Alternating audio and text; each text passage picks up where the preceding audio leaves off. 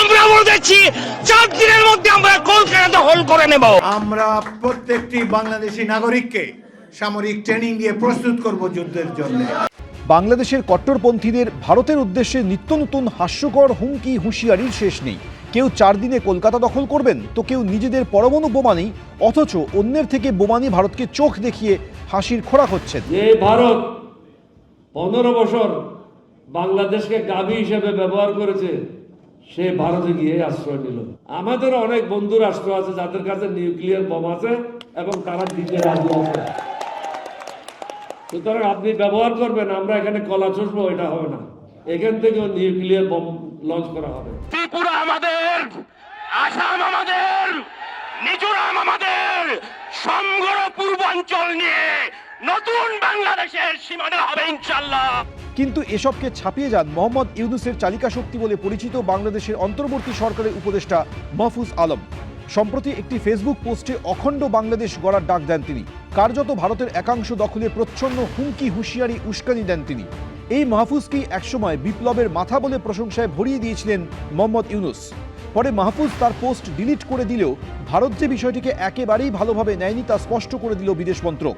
ভাষা নিয়ে সংযত হওয়ার পরামর্শ দিল নয়াদিল্লি।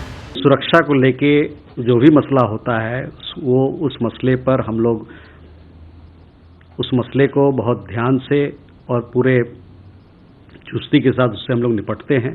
जहाँ तक आपने आतंकी घटनाओं की बात की, सुरक्षा की बात की, इस पे जो हमारे एजेंसीज हैं, जो अथॉरिटीज़ हैं, उस पे वो अपनी गतिविधियां कर रहे हैं। লাগাতার পাকিস্তানের কাছাকাছি আসা, চীনের সঙ্গে সম্পর্ক সুদৃঢ় করা এবং ভারতের প্রতি বিষ উগরে দেওয়া। মোহাম্মদ ইউনূসের সরকার বারবার বুঝিয়ে দিচ্ছে তারা ভারতের সঙ্গে সংঘাতের রাস্তায় হাঁটতে চায়। এখন প্রশ্ন হলো তাদের কিভাবে জবাব দেবে মোদী সরকার। এবিপি আনন্দ।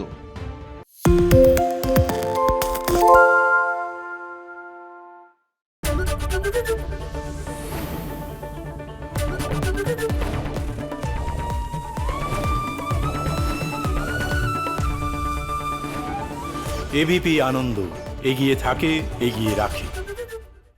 সত্য অন্তহীন, সত্যের খোঁজও তাই, সত্য সন্ধানে তাই আমরা অক্লান্ত, অকুতভয়। এবিপি আনন্দ নতুন ভাবনার প্রতীক, যা মনে মুক্ত, তথ্যে যুক্ত এবং যাবতীয় সীমানার বাঁধন থেকে মুক্ত। সীমা না শব্দটির মধ্যে লুকিয়ে আছে মানা শব্দটি, যেন চোখ রাঙানি এক অদৃশ্য বেড়াজাল, যা আটকে রাখে আমাদের এক ছোট্ট গণ্ডির মধ্যে। একমাত্র সঠিক খবরই গড়ে তুলবে এক মুক্ত সমাজ। সেই জগৎ গড়ার লক্ষ্যে কোনো সীমানার ঠুকুটি আমরা মানব না। এবিপি আনন্দ, এগিয়ে থাকে, এগিয়ে রাখে।